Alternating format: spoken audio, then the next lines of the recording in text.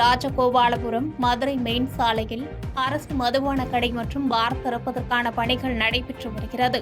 இதற்கு எதிர்ப்பு தெரிவிக்கும் பொதுமக்கள் தமிழக அரசுக்கு எதிராகவும் மாவட்ட நிர்வாகத்திற்கு எதிராகவும் கோஷங்கள் எழுப்பி அப்பகுதியில் சாலை மறியலில் ஈடுபட்டனர். அப்போது அங்கு சென்ற டவுன் டிஎஸ்பி அப்துல் ரகுமான், திருக்கோகர்ணம் காவல் ஆய்வாளர் சேமலாதேவி ஆகியோர் சாலை மறியலில் ஈடுபட்ட பொதுமக்களிடம் பேச்சுவார்த்தை மேற்கொண்டனர். அப்போது மாவட்ட ஆட்சித்தலைவர் நேரில் வர வேண்டும் என்று வாக்குவாதத்தில் ஈடுபட்டு சுமார் 3 மணி நேரத்திற்கு மேலாக பொதுமக்கள் போராட்டம் தொடர்ந்ததால் மதுரை சாலையில் போக்குவரத்து பாதிப்பு ஏற்பட்டது.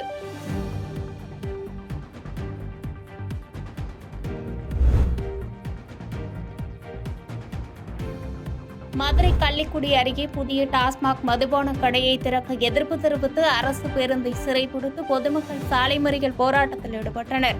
இதனால் போக்குவரத்து பாதிப்பு ஏற்பட்டது. போராட்டத்தில் ஈடுபட்ட ஒருவர் மயக்கம் அடைந்த நிலையில் அவரை சிகிச்சைக்காக அரசு மருத்துவமனைக்கு அழைத்து செல்லப்பட்டது பரபரப்பை ஏற்படுத்தியது.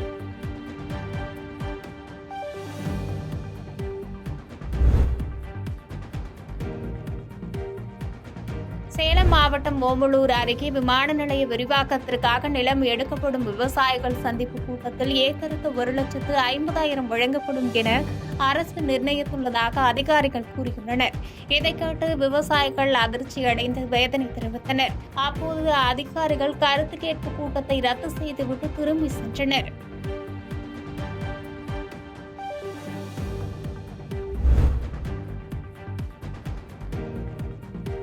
கிருஷ்ணகிரி மாவட்டம் ஊத்தங்கரை அருகே சாம்பல்பட்டி ரயில்வே மேம்பாலத்தில் சென்று கொண்டிருந்த கர்நாடக பதிவெண் கொண்ட கார் நிலைத்தடுமாறி சாலையின் பக்கவாட்டு தடுப்பு கம்பியில் மோதி விபத்துக்குள்ளானது. இந்த காரில் பயணம் செய்த நபர்கள் அங்கிருந்து தப்பி ஓடியதாக தெரிகிறது.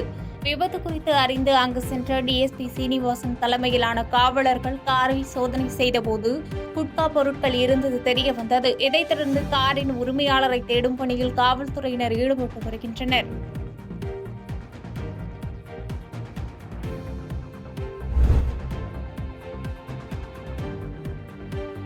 தூத்துக்குடி அருகே உள்ள தருவைக்குளம் மீனவர் கிராமத்தை சேர்ந்தவர் அந்தோணி மிக்கேல். இவரது படைக்கல் காரைக்குடியை சேர்ந்த ஆனந்த் என்ற வாலிபர் தங்கி மீன்பிடி தொழிலில் ஈடுபட்டு வந்தார். இந்நிலையில் ஆனந்த் இன்று காலை தருவைக்குளம் மீன் ஏலக்கூடம் அருகே தலையில் பலத்த காயங்களுடன் கொலை செய்யப்பட்டு கிடந்தார். இதையடுத்து சம்பவ இடத்திற்கு வந்த தருவைக்குளம் காவல்துறையினர் உயிரிழந்த ஆனந்தின் உடலை கைப்பற்றி கொலைக்கான காரணம் குறித்து விசாரணை நடத்தி வருகின்றனர். பிரேத பரிசோதனைக்காக ஆனந்தின் உடலை தூத்துக்குடி அரசு மருத்துவக் கல்லூரி மருத்துவமனைக்கு அனுப்பி வைத்தனர். பாதகம் செய்பவரை கண்டால் நாம் பயங்கொள்ளலாகாது பாப்பா, மோதி மிதித்து விடு பாப்பா, அவர் முகத்தில் உமிழ்ந்து விடு பாப்பா. அண்மை செய்திகளை உடனுக்குடன் தெரிந்து கொள்ள இணைந்திருங்கள் இயம்நாடு தொலைக்காட்சியுடன்.